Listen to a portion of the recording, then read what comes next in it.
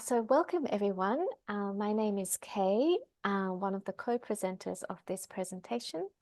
I'd like to thank you for taking the time out of your day to join our presentation today. Before we get started though, I'd like to first acknowledge the traditional custodians of the land from which I'm presenting today here in Sydney, Australia.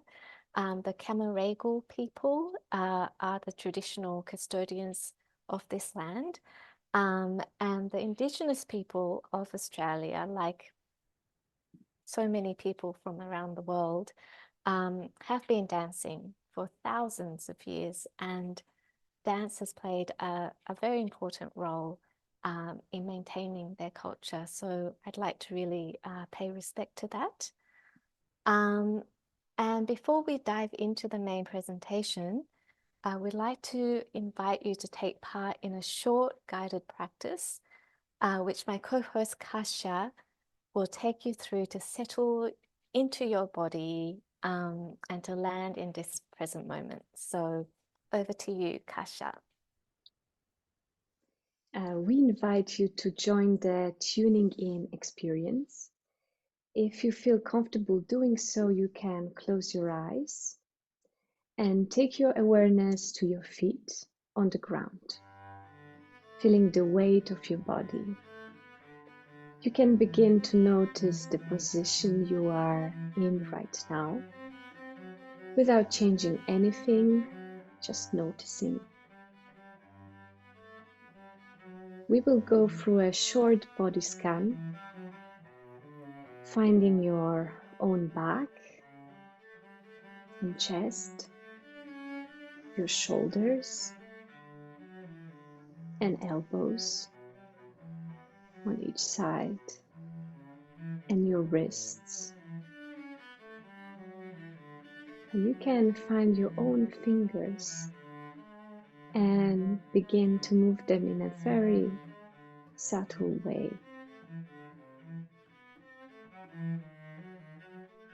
Now you can find your hips and sitting bones and your knees and then ankles.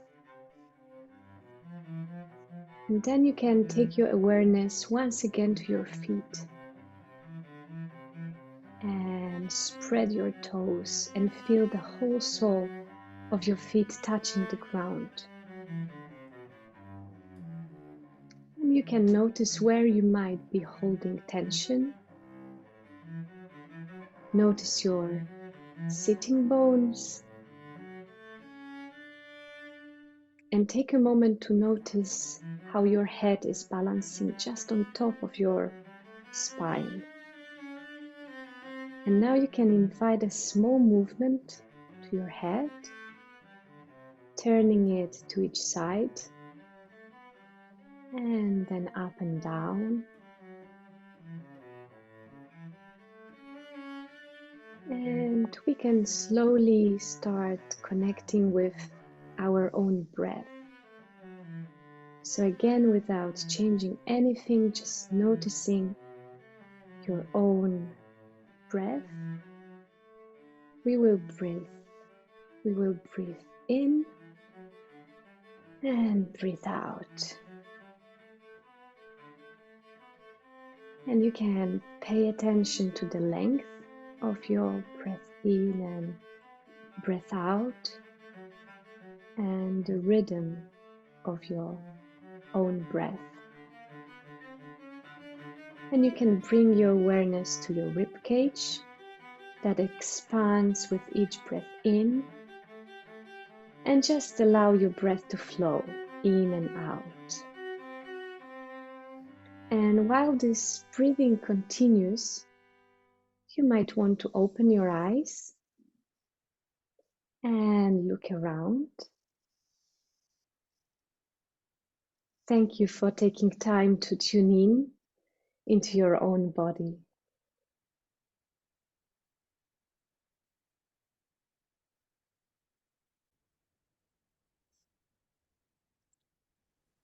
Thank you, Kasia, for guiding us through that beautiful grounding practice. I hope you're feeling more connected to your own body, to your surroundings, and into the here and now.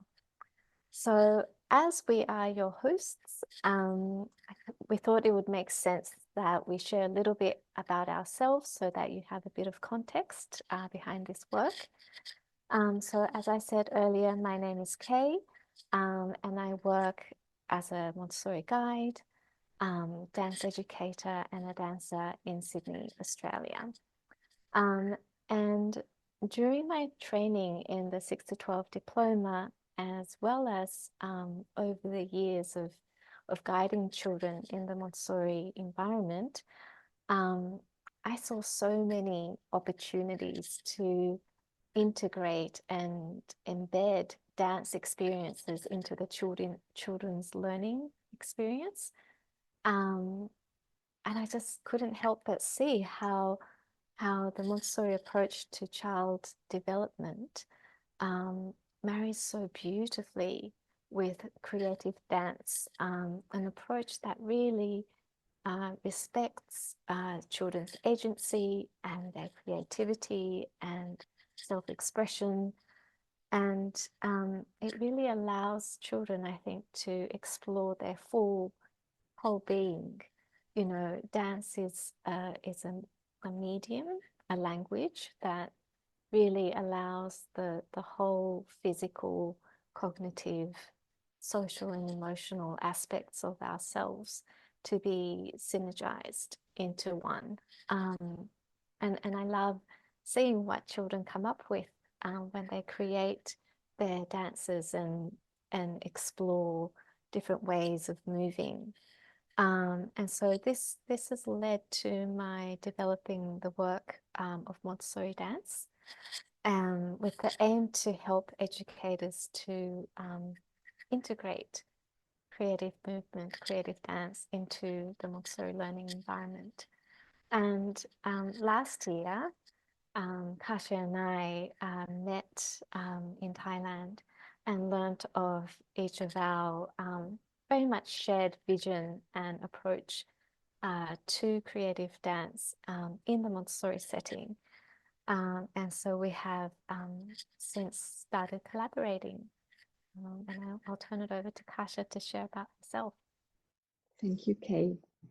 I'm Kasia, and I work as a dance educator, dancer, and choreographer. I'm based in London, in UK, and researching ways of including dance within a Montessori environment.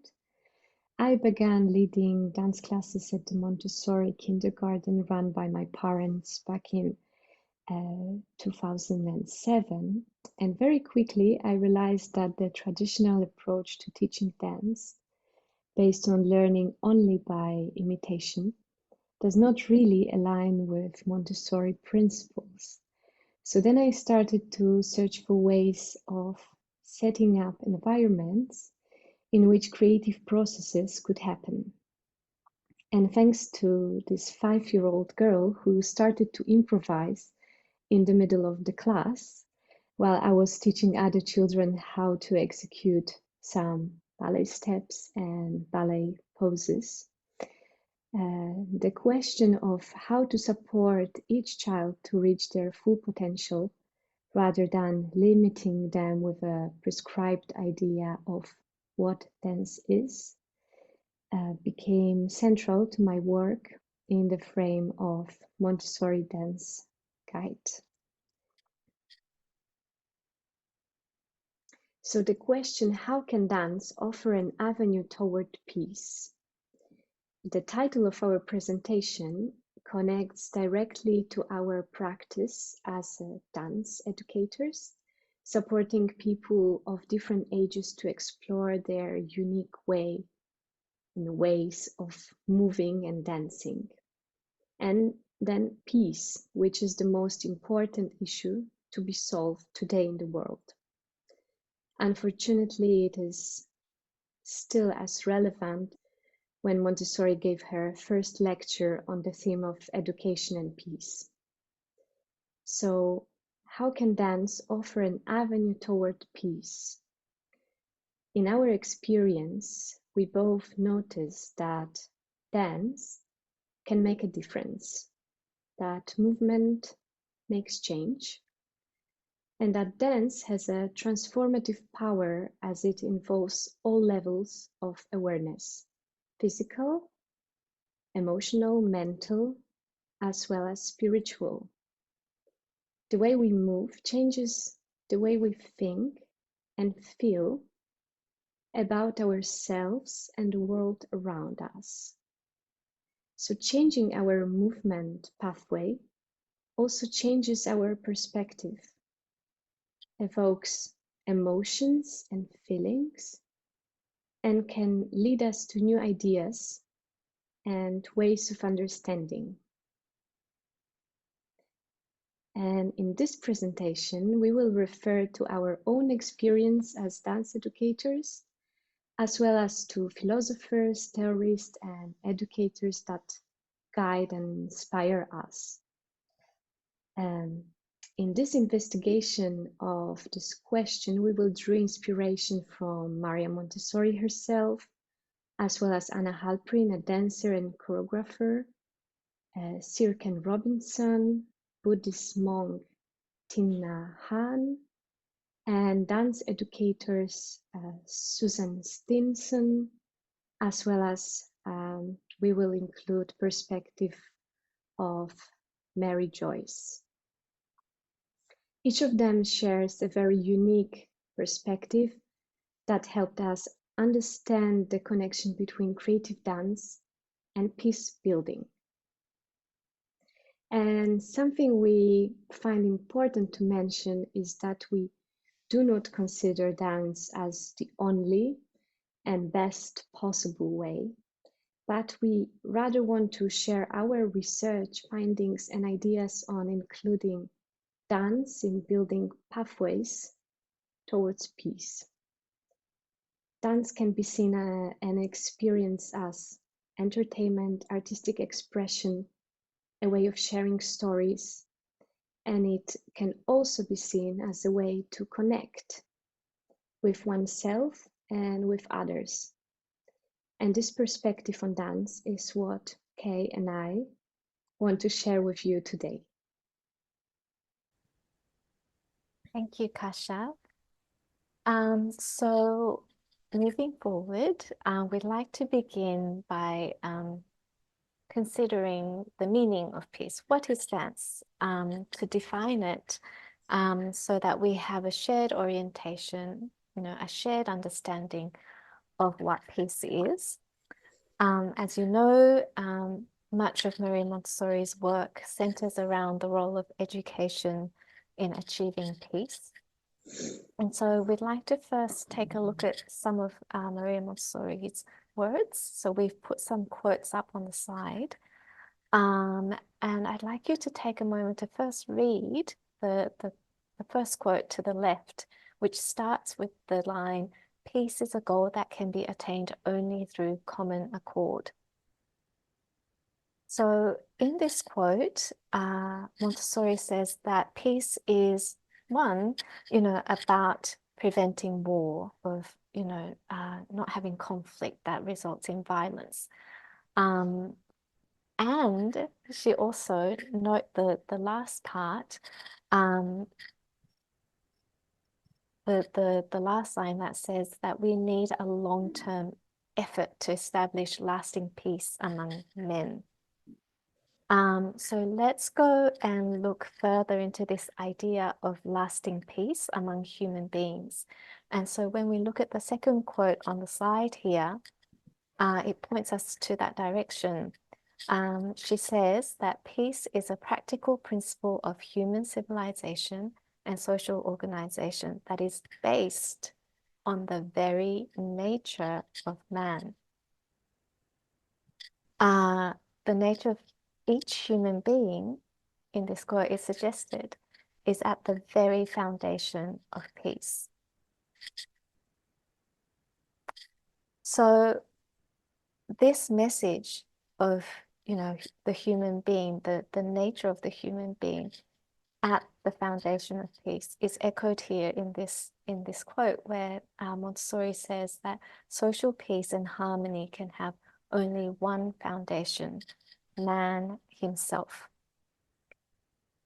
and to continue on, that education must aim to reform humanity so as to permit the inner development of human personality and to develop a more conscious vision of the mission of mankind and the present conditions of social life. So to permit the inner development of human personality, of this inner development of human personality, Montessori says, humanity has made great progress outwardly, but none inwardly. Nothing has been done to further his spiritual development. We must develop the spiritual life of man and then recognize humanity, and organize humanity for peace. So Montessori's thoughts on the need for spiritual and inner development resonated deeply with our work. And Kasia will now share how this aspect of inner development could be supported through dance. Okay, so now let's look at the aspects of dance. So what is dance exactly? Dance can conjure up all kinds of ideas and personal experiences, many different dance styles and dance forms that were created over centuries in different countries all over the world. We would like to offer some description of dance that you can see on this slide, which we feel are aligned not only with the theme of peace, but also with Montessori philosophy and principles of cosmic education. We have chosen a description of dance by Sir Ken Robinson, who says, "It is the physical expression through movement and rhythm of relationships, feelings, and ideas. Nobody invented dance. It is deep in the heart of every culture throughout history. Dance is part of the pulse of humanity. It embraces multiple genres, styles, and traditions, and is constantly evolving.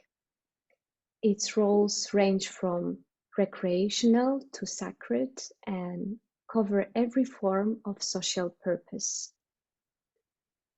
And we can now look at dance from a different perspective of dance theorist and educator Susan Stinton, who says, "It is this internal sensing of oneself in stillness and in motion that turns, that would otherwise be standing or sitting, walking or running, into dancing." And looking closer at the particular kind of dance approach, creative dance, which instead of having a set and prescribed form and aesthetics, is created by a person who dances, a dancer. It is based on dance elements such as body, space, time, and energy, and its shape is aligned with the personal abilities, interests, and choices. The teacher, instead of being a dance master, is a guide that supports creative processes by offering compositional and choreographic tools and questions. In this way, children learn about movement and dance, they understand it, and they can use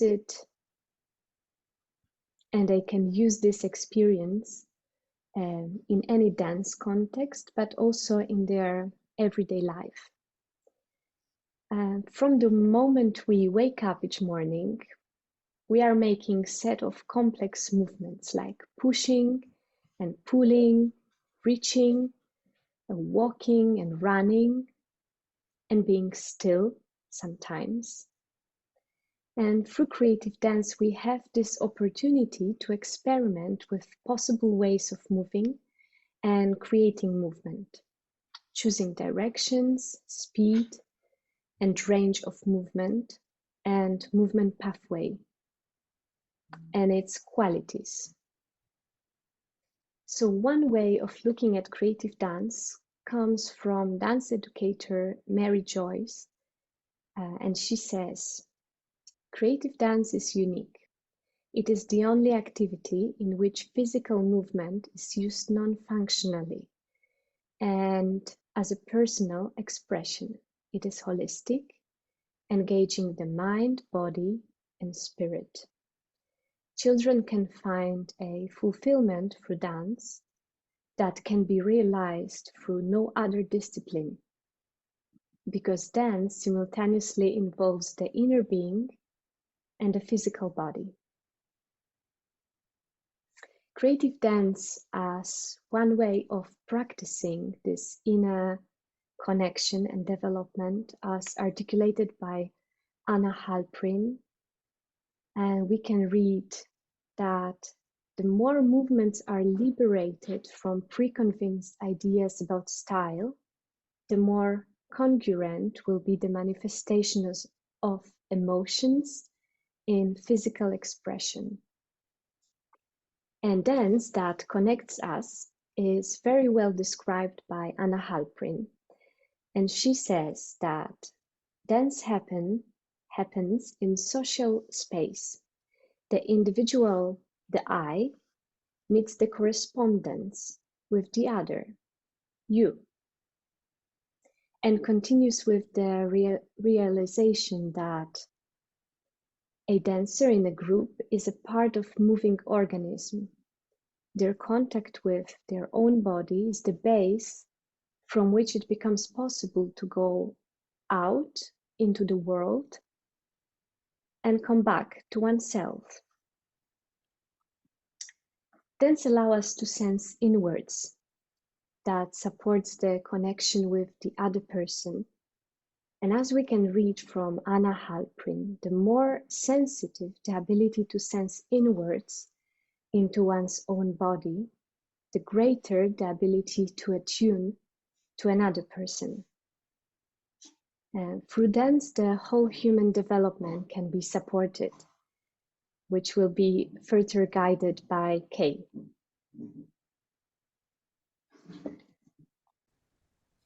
Thank you, Kasia. So let's now take a closer look at how dance can aid the development of the whole human being. So, you know, as we've been saying, dance offers this tremendous opportunity to have the inner self and the physical self kind of merge and be expressed as one at the same time. And you can see here the physical, cognitive, social, and emotional benefits of dance. And perhaps at first it's very obvious to you that that in terms of physical development, that coordination and balance and spatial awareness would be definitely supported through dance. But then other things like kinesthetic awareness of movement, and this sensorial refinement can really be offered through engagement with creative dance in particular. And this approach that we've been experimenting with and suggesting here in this presentation, because it comes so much from the child themselves, it definitely supports this self-direction, and decision making is definitely involved in the process, and problem solving and thinking outside the square, which isn't always offered through dance, where you are made to follow set movements and movement that's given to you externally. Creative dance, as Kasia was saying, takes, dancing in general actually takes place in a social setting.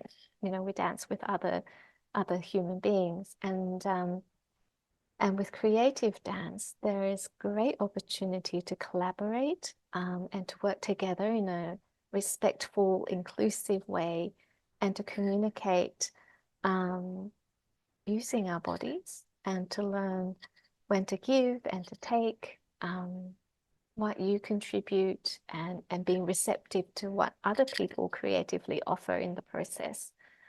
And then, of course, there's this emotional aspect of developing self-awareness and self-image. There is, risk-taking involved for sure when when a child is improvising, and a sense of oneness with yourself and those around you as you dance together, and the important experience of flow when we are deeply concentrated and connected with the task at hand. And of course, engaging in creative dance can also support the human tendencies. And here on this slide, we've selected those that we thought were particularly applicable to dance. And so, some of the tendencies, like to communicate, is definitely there, and to move, but also to explore and to be curious about following certain ideas, to imagine, to create, and particularly this tendency to make meaning and to belong are really important to to our own sense of well-being, but a collective well-being in general, and all necessary for achieving social peace and harmony, which Maria Montessori spoke and wrote about so much. So we've covered much of the theoretical ground, and so we'd like to now invite you to integrate all of this in an embodied way through some movement explorations that we'll take you through now. Now, we would like to invite you back home into your own body. So please take a comfortable position, seated or standing, and tune in with your own breath, and allow yourself to listen to the words by Thich Nhat Hanh from the book titled How to Connect. So how to connect to the ground, how to connect to your breath, how to connect to another person, how to connect. And he says, when we come back to ourselves like this and take refuge in our inner island, we become a home for ourselves and a refuge for others at the same time. And with these words in mind, we invite you to a dance exploration, which we called Walking into Dancing. So let's start by connecting your feet to the ground and maybe your sitting bones to the seat if you are in a seated position. And we will slowly shift our awareness back to your feet or sitting bones, and we will start to shift our weight from one side to the other. So from right to left and then left to right, alternating feet or sitting bones. And this might remind you of taking a little walk on the spot. And we will shift our weight from one side to the other. And you might realize that you know this movement already and we are practicing it every day, so we became professionals in the way we are walking. We mastered this movement already. So now we can experiment with these steps that we already know, right and left, or side to side and side to side. So we can start to feel the weight of our head and the movement of our spine. And we can feel how our hands swing from side to side. Maybe the movement is very small, or maybe it's getting bigger. And we can feel how our hips are moving as well. And we are already dancing. We can start to exaggerate this movement and make it a bit bigger, if you like. And when it's very big, we can make it a little bit smaller and smaller. So it's very, very small, almost not visible, but you can sense it from the inside.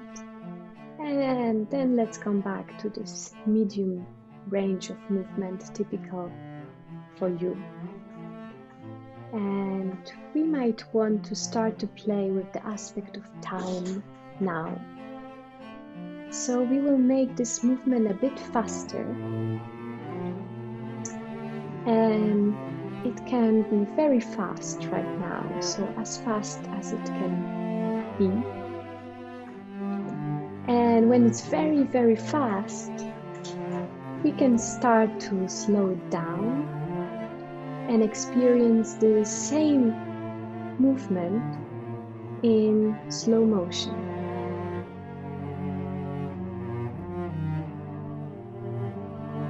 And slowly we can come back to this medium tempo, the tempo that is typical for you. And we can start to shift our weight and start to rock forward and backward. So you might want to shift your feet on the ground. So instead of side to side, we will go front and back. Yes, and then we can start finding different directions. So you might want to shift your feet on the ground and finding some new directions, or coming back to side and side and then forward and backward. But there are all the other directions to experiment with. And we will play now with a suspension, so finding this moment of suspension and then continuing into movement and then suspension again and continuing, so playing with weight and momentum. And we will start playing with pauses, so we will stop this movement for a moment. So anytime you choose to stop, you can just observe yourself for a second and then continue. So shifting your weight, suspending and then pausing, and finding also different rhythms of movement and stillness, of movement and stillness, stillness, stillness, movement. And now we can start to think how we would like to end this dance exploration. So we can start to look for ways on how to come to an end? Do we want to finish our dance gradually coming to an end, or maybe stopping suddenly? And if you found the ending, you can observe and sense this moment of stillness for a little moment, and then just let it go. Thank you for this walking into dancing experiment. And now we will move on to the next dance exploration, which will be guided by Kay. Thank you, Kasia, for guiding us through that beautiful dancing, walking into dancing exploration. So now I'd like to invite you all to another dance exploration, which is derived from a dance educator by the name of Anne Green Gilbert. We're going to call this activity Connected Hands. You're going to need a stick of some kind to do this next activity. So it could be, you might have a pencil or a pen near you. You could also use like a wooden dowel if you happen to have one, but probably most likely you have something like a pencil or a pen with you. And you know, currently you're facing the screen, and I'm guessing you're on your own. So you will do this exploration on your own as a solo experience. But the idea actually is to do this with another person. So it could be your child, or it could be with some children in the classroom.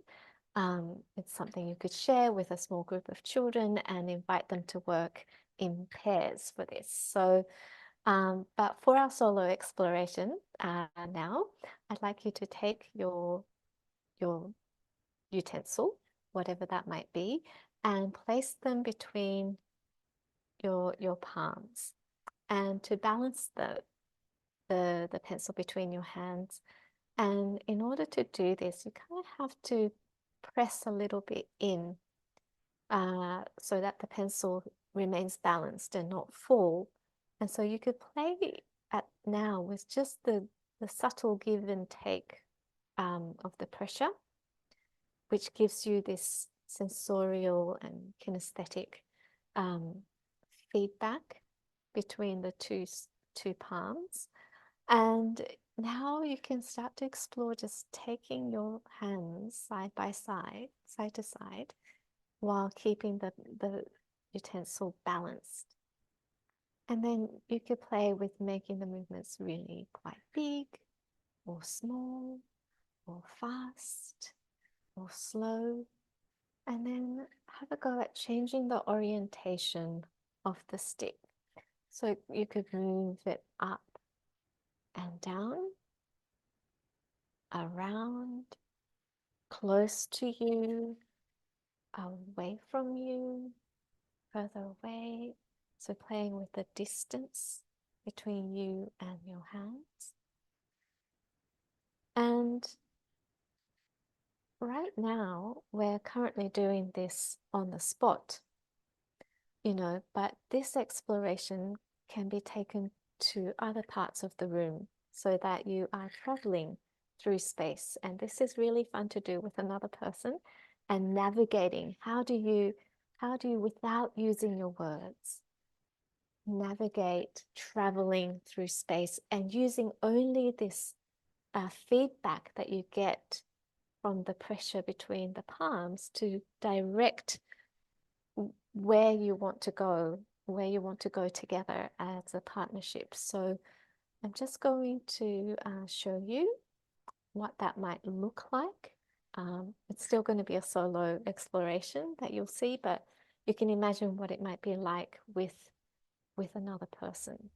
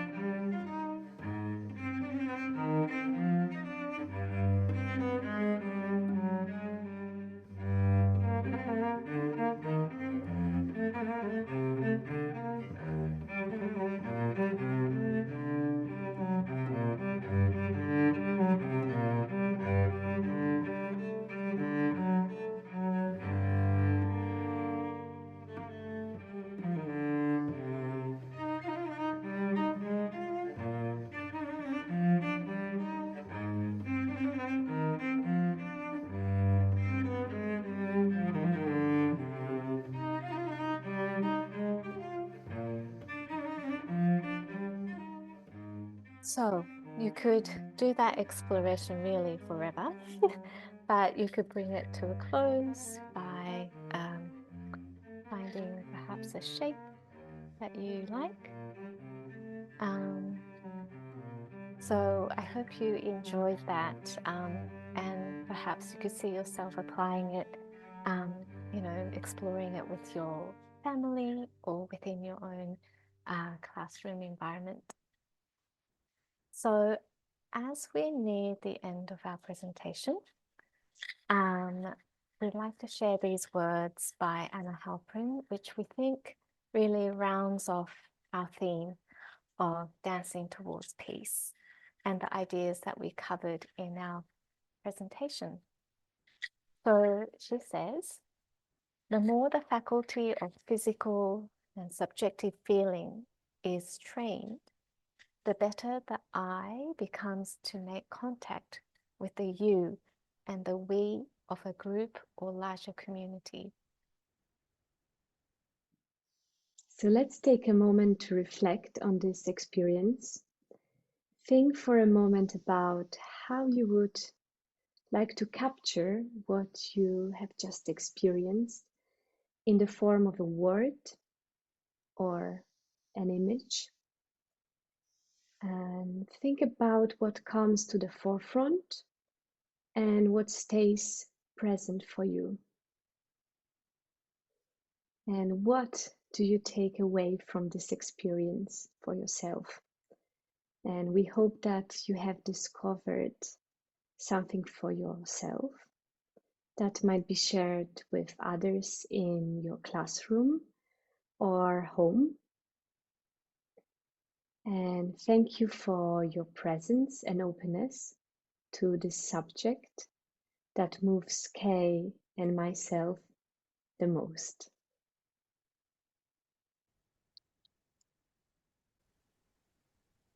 So thank you again on behalf of Kasia and I for taking the time to join us.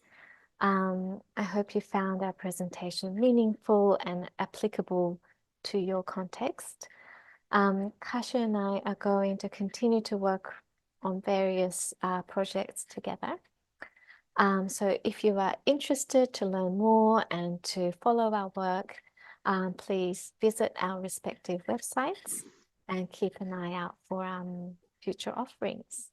And thank you very much. Bye-bye. Thank you.